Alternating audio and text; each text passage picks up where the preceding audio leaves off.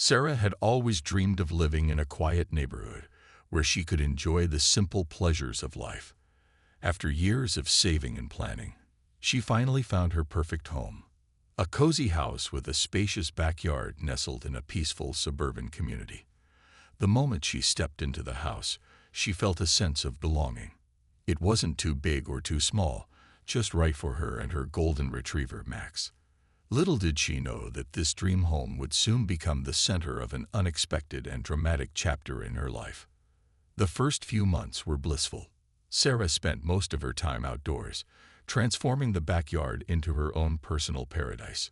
She planted rows of colorful flowers, set up a small vegetable patch, and even added a little pond with floating lilies. Every morning, she would sip her coffee while watching the sunrise, listening to the birds chirp and feeling the soft breeze brush against her face. Max loved it too, running around the yard with his tail wagging furiously. For Sarah, this backyard was more than just a space. It was a place of peace and happiness. But not everything in the neighborhood was as serene as Sarah's garden. Across the fence lived Mr. Harold Peterson, an older man who seemed to have a knack for making people uncomfortable. He was known for being overly particular about his property and often complained about trivial things like noise from kids playing or cars parking on the street. At first, Sarah didn't pay much attention to him. She figured he was just a grumpy old man who liked to keep to himself. But things took a turn when Mr. Peterson started taking an unusual interest in Sarah's backyard. It all began one sunny afternoon when Sarah was out tending to her rose bushes near the fence. She hummed softly to herself, enjoying the warmth of the sun on her skin. Suddenly, she noticed someone standing on the other side of the fence, glaring at her. It was Mr. Peterson. His arms were crossed, and his expression was stern. Without any greeting, he barked, "You're planting on my land." Sarah froze, confused by the accusation. She put down her gardening tools and walked over to the fence, trying to stay calm. "I'm sorry, Mr. Peterson," she said politely, "but I've made sure everything is within my property line. I hired a surveyor before I started working on the garden." Mr. Peterson didn't seem convinced. He pointed at her flower bed and insisted that part of it belonged to him. Sarah tried explaining again, showing him the documents she had received from the surveyor, but he dismissed them outright. "I don't care what some piece of paper says," he snapped. "That's my soil you're digging up."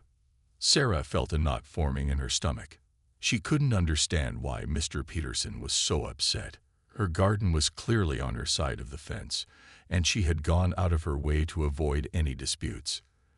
Despite her frustration, she decided to let the matter rest, hoping he would eventually calm down. But deep down, she couldn't shake off the feeling that this was only the beginning of something bigger and possibly more troubling. As the days went by, Sarah tried to focus on her daily routine, but the tension between her and Mr. Peterson lingered like a dark cloud. Every time she stepped into her backyard, she couldn't help but glance nervously toward the fence, wondering if he was watching her. What started as a minor disagreement was slowly turning into something far more complicated, and Sarah had no idea how much her life was about to change. The tension between Sarah and Mr. Peterson didn't fade as she had hoped. Instead, it grew thicker with each passing day, like a storm brewing on the horizon. Sarah tried her best to avoid confrontation.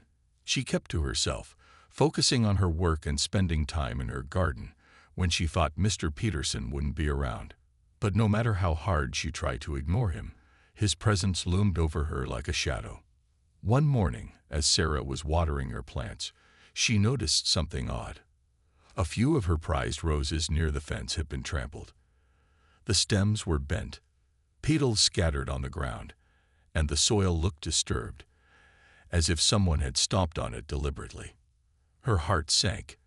Max, who was lying nearby, perked up his ears and let out a low growl, sensing her distress. "What happened here?" she muttered under her breath, kneeling down to inspect the damage. At first, Sarah thought it might have been an animal, a raccoon, or maybe even a stray dog, but something about the scene didn't add up. The damage was too specific, almost intentional. It wasn't random destruction. It felt personal. Her mind raced, trying to make sense of what could have caused this. Then, a chilling thought crossed her mind. What if Mr. Peterson had something to do with it?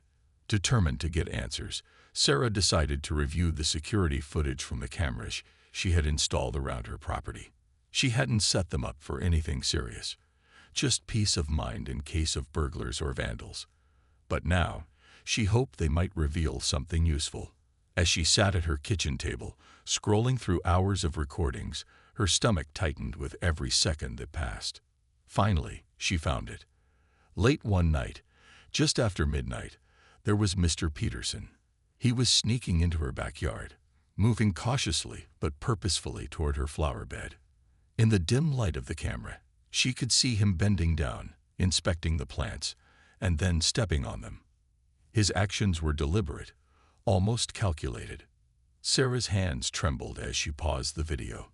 This wasn't just a misunderstanding anymore. It was trespassing, plain and simple. Sarah felt a surge of anger mixed with disbelief. How could someone break into her property and destroy her hard work? And why would he think he had the right to do so? She replayed the footage several times, making sure she wasn't misinterpreting what she saw. Each time, the reality became clearer. Mr. Peterson had crossed a line, and there was no denying it. The next day, Sarah approached Mr. Peterson directly, determined to confront him. She knocked on his door, holding her tablet with the footage ready to show him. When he opened the door, his expression shifted from surprise to defensiveness almost instantly. "What do you want?" he asked gruffly, blocking the doorway with his body. "I want to talk about what happened in my backyard," Sarah replied firmly, keeping her voice steady despite her racing heart. She showed him the video, pointing out his unmistakable figure on the screen. For a moment, Mr. Peterson looked caught off guard, but then he quickly recovered, waving a dismissive hand. "Oh, that?" he said with feigned nonchalance. "I thought that part of the yard belonged to me. I must have made a mistake." "A mistake?" Sarah repeated, incredulous. "You came into my property in the middle of the night and damaged my plants. That's not a mistake. That's trespassing." Mr. Peterson shrugged, acting as though it was no big deal. "Well, I didn't mean any harm. You shouldn't have your garden so close to the fence anyway. It's confusing." Sarah couldn't believe what she was hearing. Not only had he violated her privacy, but he was also refusing to take responsibility for his actions. She stood there, staring at him, unsure whether to argue further or walk away. In the end, she chose the latter, knowing that continuing the conversation would only lead to more frustration. As she walked back to her house, Sarah felt a mix of emotions swirling inside her: anger, betrayal, and a growing sense of unease. She had always prided herself on being patient and level-headed, but this situation was testing her limits. Mr. Peterson's behavior was escalating, and she couldn't shake the feeling that this wasn't going to end anytime soon. Something had to give, but Sarah didn't know what or how it would unfold. Sarah couldn't shake the unsettling feeling that Mr. Peterson's actions were far from over. After discovering the security footage of him sneaking into her yard, she became more cautious, keeping a closer eye on her property. She even started locking her back door at night, something she had never felt the need to do before. The sense of safety she once cherished in her home was slowly slipping away, replaced by a nagging suspicion that Mr. Peterson might try something again. One evening, as Sarah sat in her living room reading a book, she heard a faint rustling sound coming from outside. At first, she thought it was just the wind or maybe Max playing with his toys in the yard. But when the noise persisted, curiosity got the better of her. She peeked through the window, her heart skipping a beat when she saw a shadowy figure near the fence. It was unmistakably Mr. Peterson. He was standing close to her vegetable patch this time, bending down and poking at the soil with what looked like a stick. Sarah's hands clenched into fists. How dare he come onto her property again? This wasn't just trespassing. It felt like harassment. Her mind raced with questions. Was he trying to intimidate her? Did he think he could bully her into giving up her garden? Or was there some deeper motive behind his bizarre behavior? Whatever it was, Sarah knew she couldn't let it continue. Instead of confronting him directly, Sarah decided to document everything. She grabbed her phone and quietly recorded a video of Mr. Peterson from inside her house. The footage clearly showed him stepping over the boundary line and meddling with her plants. Once he left, she went outside to inspect the damage. Sure enough, several of her tomato plants had been uprooted, their roots exposed and wilting in the cool night air. Sarah sighed heavily, feeling both frustrated and violated. This wasn't just about gardening anymore. It was about respect, boundaries, and standing up for herself. The next morning, Sarah shared the new footage with her closest neighbor, Mrs. Dawson, who lived 2 houses down. Mrs. Dawson was a kind elderly woman who had always been friendly and supportive. When Sarah explained what was happening, Mrs. Dawson shook her head in disbelief. "That man has always been difficult," she said, lowering her voice as if worried someone might overhear. "He's had arguments with almost everyone on this street. I'm not surprised he's targeting you now." Mrs. Dawson's words gave Sarah a small sense of relief. Knowing she wasn't alone in dealing with Mr. Peterson made her feel less isolated. Still, she knew she couldn't rely solely on her neighbor's sympathy. She needed a plan, a way to protect herself and her property without escalating the situation further. Over the next few days, Sarah took several steps to safeguard her yard. She installed motion-activated lights along the fence to deter any late-night visitors. She also posted private property signs prominently around her garden, hoping they would serve as a clear warning to anyone thinking of crossing the boundary. While these measures helped ease her anxiety slightly, they didn't stop Mr. Peterson entirely. One afternoon, while Sarah was pruning her flowers, Mr. Peterson appeared on his side of the fence again. This time, he seemed unusually calm, almost smug. "You've been busy," he remarked, glancing at the new lights and signs. "Yes, I have," Sarah replied firmly, refusing to let him rattle her. "I wanted to make sure my property is secure." Mr. Peterson chuckled dryly. "All this fuss over a little garden. Seems excessive, doesn't it?" "It's not excessive when someone keeps trespassing." Sarah shot back, meeting his gaze steadily. "If you have an issue with my garden, we can discuss it like adults. But sneaking into my yard isn't going to solve anything." For a brief moment, Mr. Peterson looked taken aback, as if he hadn't expected her to stand her ground so confidently. Then, without another word, he turned and walked away, leaving Sarah standing there, her heart pounding, but her resolve stronger than ever. Despite her outward confidence, Sarah couldn't ignore the growing tension between them. Every encounter with Mr. Peterson left her feeling drained and anxious. Yet, deep down, she knew she couldn't back down. If she let him push her around now, where would it end? Little did she know, the real battle was yet to come, and it would take her far beyond their shared fence. Just when Sarah thought things couldn't get any worse, an envelope arrived in her mailbox that sent a chill down her spine. It was official looking, with bold letters stamped across the front. Legal notice. Her hands trembled as she opened it, her eyes scanning the document inside. To her astonishment, Mr. Peterson had filed a lawsuit against her. He was accusing her of trespassing on his property and causing emotional distress. The irony was staggering. Here was a man who had repeatedly broken into her yard, damaging her plants and violating her privacy, now claiming that she was the problem. Sarah sat at her kitchen table, staring at the papers in disbelief. How could this be happening? She had done everything in her power to avoid conflict, even going so far as to install lights and signs to prevent further misunderstandings. Yet, somehow, Mr. Peterson had twisted the situation around, making it seem like she was the aggressor.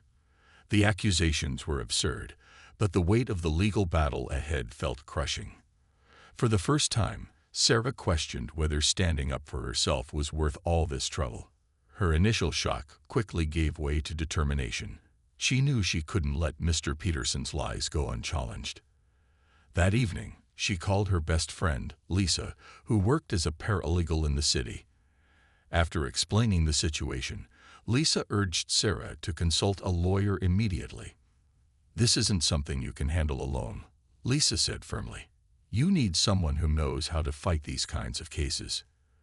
The next day, Sarah met with attorney Mark Reynolds, a seasoned professional recommended by Lisa. His office was warm and inviting, filled with shelves of law books and framed certificates. As Sarah recounted her story, Mark listened intently, nodding occasionally and jotting down notes. When she finished, he leaned back in his chair, a thoughtful expression on his face. "From what you've told me, and based on the evidence you've gathered, this case shouldn't be too difficult to defend," he said confidently. "But we'll need to act fast." Over the next few weeks, Sarah threw herself into preparing for the lawsuit. With Mark's guidance, she gathered every piece of evidence she could find. The security footage showing Mr. Peterson sneaking into her yard became the cornerstone of their defense. She also retrieved the original survey documents proving that her garden was entirely within her property line. Additionally, she reached out to Mrs. Dawson and a few other neighbors who had witnessed Mr. Peterson's confrontational behavior over the years. To her relief, they agreed to testify on her behalf, providing accounts of his history of disputes in the neighborhood. Despite her growing confidence in the strength of her case, Sarah couldn't ignore the toll this ordeal was taking on her. Every night, she lay awake, replaying the events in her mind. What if the judge didn't see through Mr. Peterson's lies? What if the court ruled in his favor? These thoughts haunted her, making it hard to focus on anything else. Her once beloved garden began to suffer as she neglected it in favor of preparing for the trial. Weeds sprouted among the flowers, and the vegetable patch grew wild and untamed. One afternoon, while pacing in her living room, Sarah realized she needed to take control of her emotions. She reminded herself why she was fighting, not just for her garden, but for her peace of mind and her right to live without fear of harassment. She decided to channel her energy into something positive. She started spending a few minutes each day tidying up the garden, pulling weeds, and watering the plants. It wasn't much, but it helped restore a sense of normalcy to her life. As the trial date approached, Sarah felt a mix of anxiety and resolve. She knew the road ahead wouldn't be easy, but she also knew she had truth and justice on her side.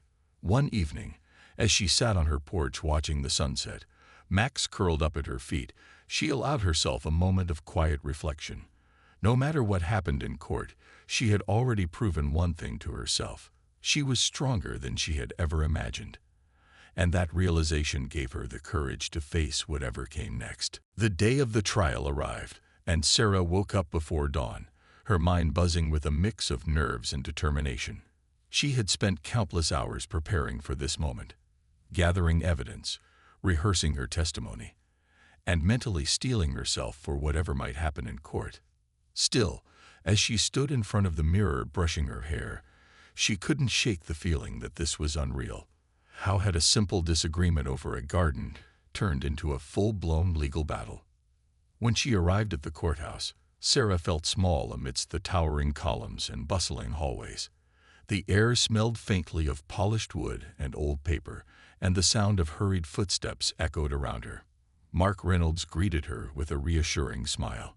"You've got this," he said firmly, patting her shoulder. "Stick to the facts, stay calm, and let the evidence speak for itself." Inside the courtroom, the atmosphere was tense. Rows of wooden benches lined either side of the room, and a large American flag hung behind the judge's elevated seat. Sarah took her place at the plaintiff's table, clutching her folder of documents tightly. Across the aisle sat Mr. Peterson, looking unusually composed, his lawyer whispering instructions into his ear. For a brief moment, their eyes met, and Sarah saw something in his expression that made her stomach churn, a flicker of smugness, as if he believed he'd already won. The proceedings began with opening statements. Mr. Peterson's lawyer painted a dramatic picture, accusing Sarah of being aggressive and territorial. He claimed that her garden encroached on Mr. Peterson's peace of mind, causing him emotional distress. My client simply wanted to protect his property, the lawyer argued, his voice rising for emphasis. But instead, he has been subjected to harassment and invasion. Sarah listened intently, her jaw tightening. It was infuriating how they twisted the truth, making her out to be the villain. When it was Mark's turn to speak, he calmly dismantled the opposing side's narrative.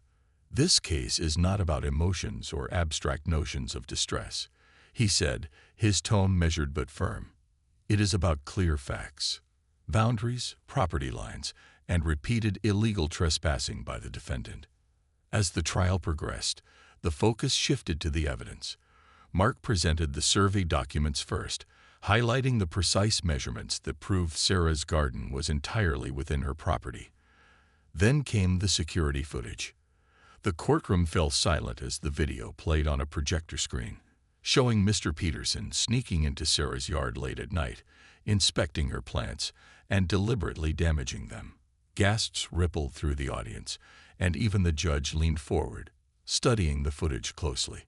Next, Mark called the neighbors to testify. Mrs. Dawson was the first to take the stand. Her voice trembled slightly as she recounted Mr. Peterson's history of complaints and confrontations in the neighborhood. He's always been difficult to deal with, she admitted, glancing nervously at Mr. Peterson. But I never imagined he'd go so far as to accuse someone of trespassing when he's the one who keeps crossing the line. Another neighbor, Mr. Carter, corroborated her account, describing how Mr. Peterson had once yelled at him for trimming a tree whose branches hung over the fence.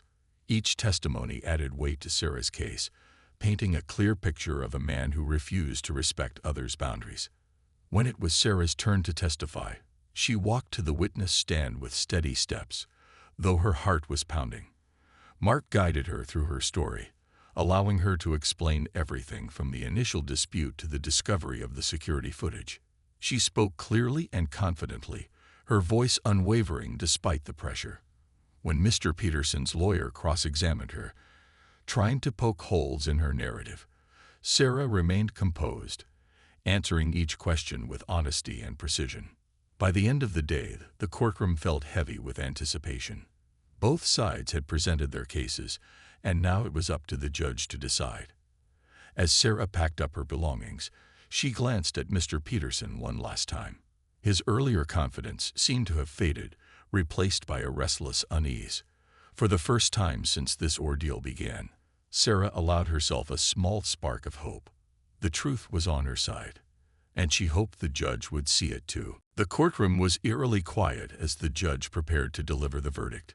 Sarah sat at her table, her hands clasped tightly together, her knuckles white from the tension. Every second felt like an eternity. She could hear the faint rustle of papers and the occasional cough from the gallery, but her focus remained fixed on the judge. This was it, the moment that would determine whether justice would prevail or if she'd be forced to endure more chaos. Judge Thompson adjusted his glasses and cleared his throat before speaking. His voice was calm yet authoritative, cutting through the thick silence of the room. After reviewing all the evidence presented in this case, he began, pausing briefly to glance at both parties. It is clear that the plaintiff, Ms. Sarah Collins, has acted within her rights as a property owner. Sarah's heart skipped a beat. She dared not let herself hope too much just yet, but the judge's words were promising. He went on to address each of the claims made by Mr. Peterson's side. First, he dismissed the accusation that Sarah's garden encroached on Mr. Peterson's property, citing the survey documents as irrefutable proof of the boundary lines. There is no ambiguity here, Judge Thompson stated firmly. Ms. Collins' garden lies entirely within her legally owned land. Next, he tackled the issue of trespassing. The security footage played a pivotal role in swaying the decision. The judge described it as compelling and conclusive evidence, showing Mr. Peterson entering Sarah's yard without permission, not once, but multiple times, and causing deliberate damage to her plants. Such actions constitute a violation of Ms. Collins' property rights, he declared, his tone leaving no room for argument. Finally, the judge addressed Mr. Peterson's claim of emotional distress. Here, Judge Thompson's expression turned stern.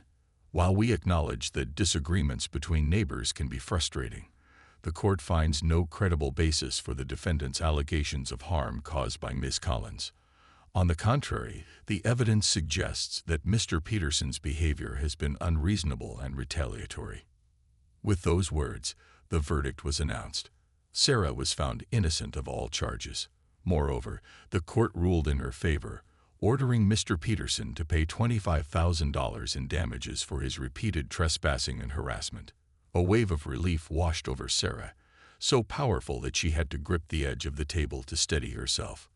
Her eyes filled with tears, not of sadness, but of gratitude and vindication. After months of stress and uncertainty, she had finally won. Across the aisle, Mr. Peterson looked stunned. His lawyer whispered something into his ear, but he didn't respond. Instead, he stared straight ahead, his face pale, and his jaw clenched tight. For someone who had seemed so confident earlier in the trial, he now appeared deflated, as though the weight of his actions had finally caught up to him. As the courtroom emptied, reporters waiting outside swarmed Sarah, eager to get her reaction. Cameras flashed, and microphones were thrust toward her face. "How does it feel to win?" one reporter asked. Another chimed in. "What message do you have for others facing similar situations?" Sarah took a deep breath, composing herself before answering. "It feels incredible," she said, her voice steady despite the whirlwind of emotions inside her. "This wasn't just about my garden. It was about standing up for what's right. I learned that sometimes you have to fight for your peace of mind, even when it's hard." She paused, looking directly into the cameras. "If anyone out there is dealing with something like this, don't give up. Gather your evidence, seek help, and trust that the truth will come out." Her words resonated with the crowd, earning nods of approval from the onlookers. For many, Sarah's story was a reminder that justice could still be served, even in the face of adversity. As she walked away from the courthouse, flanked by Mark Reynolds and Lisa, Sarah felt a newfound sense of empowerment. She had faced one of the toughest challenges of her life and emerged victorious. But as she climbed into her car and drove home, Sarah couldn't help but reflect on everything she had been through. Winning the lawsuit didn't erase the stress or the sleepless nights, nor did it undo the damage done to her garden. Yet she knew this experience had changed her in ways she hadn't anticipated. It had taught her resilience, patience, and the importance of fighting for fairness, not just for herself, but for everyone who might find themselves in a similar situation. For now, though, Sarah allowed herself to savor the moment. Justice had been served, and she was ready to move forward, to rebuild her garden, reclaim her peace, and start anew. With the lawsuit behind her, Sarah returned to her home, feeling a mix of exhaustion and relief. The $25,000 in damages awarded by the court was a welcome surprise, but it wasn't about the money for her. It was about closure. She had spent months living under a cloud of stress, constantly looking over her shoulder and wondering what Mr. Peterson might do next. Now, finally, she could breathe again. The first thing Sarah did was visit her garden. It had suffered during the ordeal. Plants uprooted, flowers trampled, and weeds taking over where vibrant blooms once stood. Seeing the damage made her heart ache, but instead of letting it bring her down, she saw it as an opportunity to start fresh. Over the weekend, she rolled up her sleeves and got to work. With Max happily wagging his tail beside her, she pulled out the weeds, replanted her favorite flowers, and added new ones she had been wanting to try. Each seedling she placed into the soil felt like a step toward healing, not just for her garden, but for herself. To prevent future disputes, Sarah decided to upgrade her backyard security. She installed a taller fence, one that clearly marked the boundary between her property and Mr. Peterson's. Along the top, she added decorative lattice panels so it didn't feel imposing, but its height sent a clear message. This was her space, and no one else's. She also invested in additional cameras, ensuring every corner of her yard was covered. While these measures might have seemed excessive before, they now gave her peace of mind. Despite the improvements, relations with Mr. Peterson remained strained. He avoided eye contact whenever their paths crossed, and when he did speak, it was usually to grumble under his breath or mutter something unintelligible. Sarah chose not to engage. She realized that trying to reason with him would only lead to more frustration, and after everything she'd been through, she didn't want to waste any more energy on negativity. Instead, she focused on rebuilding her life and finding joy in the little things: morning coffee on the porch, walks with Max, and quiet evenings tending to her plants. Word of Sarah's victory spread quickly through the neighborhood, and many of her neighbors began reaching out to offer support. Mrs. Dawson brought over a plate of homemade cookies, saying, "You've inspired all of us, dear. If anyone tries to bully us, we'll know how to handle it." Even Mr. Carter stopped by to congratulate her, admitting that he had always been too intimidated to stand up to Mr. Peterson himself. Their encouragement reminded Sarah that her fight hadn't just been personal. It had resonated with others who had silently endured similar challenges. One afternoon, while planting a row of marigolds, Sarah noticed a small group of kids playing near the cul-de-sac. They were laughing and chasing each other, completely carefree. Watching them filled her with a sense of hope. Life went on, even after the hardest battles. She thought about how her experience might inspire others to stand up for themselves, not just in legal matters, but in everyday situations where fairness mattered most. As the weeks turned into months, Sarah found herself growing stronger and more confident. She started volunteering at a local community center, teaching gardening classes to children. Sharing her love for plants became a way to heal and connect with others. One day, a young girl asked her, "What do you do if someone messes with your garden?" Sarah smiled and knelt down to her level. "You protect it," she said gently. "But not just with fences or cameras. With kindness, patience, and standing up for what's right." Her story even caught the attention of a local newspaper, which published an article about her journey. The headline read, "From Backyard Battle to Victory Garden: How One Woman Fought for Justice." Readers praised her courage, and some shared their own stories of standing up against bullies. Sarah never expected her struggle to resonate with so many people, but it reinforced her belief that everyone deserved a safe and peaceful place to call their own. By spring, Sarah's garden was thriving once again. Bright tulips swayed in the breeze, tomatoes ripened on sturdy vines, and the pond sparkled under the sunlight. As she sat on her porch watching Max chase butterflies, she felt a deep sense of gratitude for her home, her community, and the lessons she had learned along the way. The battle with Mr. Peterson had tested her strength, but it had also shown her that resilience could bloom in even the toughest soil. As the seasons changed, Sarah noticed a shift, not just in her garden, but in herself. The vibrant colors of her flowers seemed to mirror the renewed sense of purpose she felt deep within. She had faced one of the most challenging chapters of her life and emerged stronger, wiser, and more determined than ever to live on her own terms. Though the scars of the past lingered, both in her memories and in the occasional frosty glance from Mr. Peterson, she chose to focus on growth rather than resentment. One crisp autumn morning, Sarah decided to host a small gathering in her backyard. It wasn't anything fancy, just a few neighbors, friends, and some homemade snacks, but it was her way of reclaiming the space that had once been at the center of so much turmoil. She set up a long wooden table in the shade of her apple tree, decorated with mason jars filled with wild flowers and candles flickering softly in the breeze. The aroma of freshly baked pies wafted through the air, mingling with the sound of laughter and conversation. Mrs. Dawson arrived first, carrying a tray of lemon bars and a warm smile. "This is wonderful, dear," she said, looking around at the transformed garden. "You've turned this place into something truly special." Others followed. Mr. Carter and his wife, Lisa, who brought along a bottle of sparkling cider, and even a few newer neighbors who had heard about Sarah's story. For the first time in what felt like ages, Sarah felt surrounded by genuine camaraderie.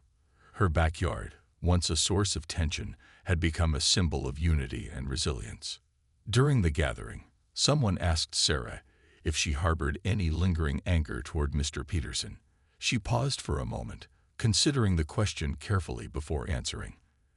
"At first I did," she admitted, sipping her cider thoughtfully. "But holding on to anger only weighs you down. I realized that my energy is better spent on things that bring me joy, like this garden, or spending time with all of you." Her words were met with nods of agreement, and she could see the respect in their eyes. Forgiveness wasn't easy, but letting go allowed her to move forward. In the weeks that followed, Sarah continued to nurture her connections with her neighbors. She organized weekend gardening workshops, teaching others how to plant vegetables and care for perennials.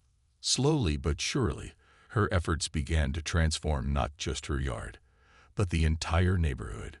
People started taking pride in their homes, planting flowers along driveways and sharing tips on pest control. What had once been a community divided by disputes became a close-knit group bonded by shared experiences and mutual support.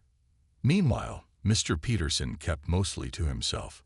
He no longer complained about Sarah's garden or pried into her affairs. Whether he had learned his lesson or simply decided to retreat remained unclear, but Sarah didn't dwell on it. Instead, she focused on creating positivity wherever she could. One day, while walking Max, she spotted him struggling to carry a bag of mulch into his yard. Without hesitation, she offered to help. His expression softened slightly, a rare glimpse of vulnerability, and he muttered a quiet thank you before retreating inside. It wasn't an apology, but it was a start. By winter, Sarah's life had settled into a rhythm of peace and fulfillment. She spent her days working in her garden, volunteering at the community center, and cherishing moments with loved ones. The lawsuit had taught her invaluable lessons about standing up for herself, seeking justice, and finding strength in adversity. But perhaps the most important lesson was this: true happiness came not from winning battles, but from building bridges. On New Year's Eve, as fireworks lit up the sky and snow dusted the rooftops, Sarah stood on her porch with Max by her side. She looked out at the neighborhood, now glowing warmly with holiday lights, and felt an overwhelming sense of gratitude. Life wasn't perfect. It never would be. But she had found beauty in imperfection. Her journey had been messy and painful at times, but it had also been transformative. And as she raised her glass in a silent toast to the future, she knew one thing for certain. No matter what challenges lay ahead, she was ready to face them head-on, with courage, kindness, and unwavering hope.